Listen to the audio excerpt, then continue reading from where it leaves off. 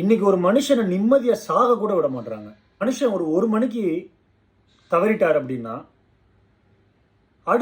அடுத்த ஒரு மணி நேரத்துல 100 வீடியோ வருது.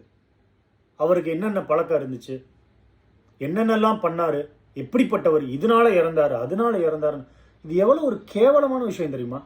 மரியாதை கொடுங்க. உங்க குடும்பத்துல ஒருத்தர் இறந்து அவரை பத்தி யாராவது வீடியோ போட்டா அவங்களால தாங்க முடியுமா? அப்படி மேக்கப்லாம் போட்டு வந்து உட்காந்துடுறீங்க. சோசியல் மீடியா எங்க போயிட்டு இருக்குன்னே தெரியல. அவங்களாம் நல்ல எண்ணத்தோட பேசுறான்னு மட்டும் நினைக்காதீங்க. 90ல இருந்து 95% ஆளுக வந்து நல்ல எண்ணத்துல எல்லாம் பேசல.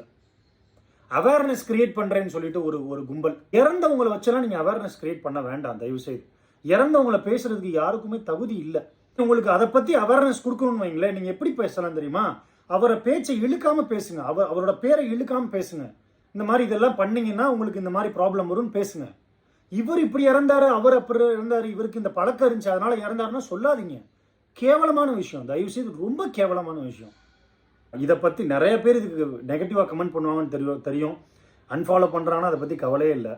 புரியுதுங்களா? ஒன்னே ஒன்று மட்டும் புரிஞ்சுக்கோங்க.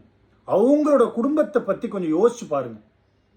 அவங்க அம்மா, அப்பா, தம்பி, தங்கச்சி, பிள்ளைங்க கொஞ்சம் யோசிச்சு பாருங்க. அவங்க என்ன மனநிலையில் இருப்பாங்க மட்டும் யோசிச்சு பாருங்க. தயவு செய்து இறந்தவரை பத்தி வீடியோஸ் போடாதீங்க. ஒருவேளை அவேர்னஸ் கிரியேட் பண்ணணும்னு வைங்களே, உங்களோட குடும்பத்தில் யாராவது ஒருத்தவங்க போவாங்கல்ல, அப்ப நீங்க அதே மாதிரி மைக் எல்லாம் வச்சு ஒரு பேக்ரவுண்ட் மியூசிக் செட்டப் வச்சு சோகமான மூஞ்சியை வச்சுட்டு அவேர்னஸ் கிரியேட் பண்ணுங்க தயவு செய்து.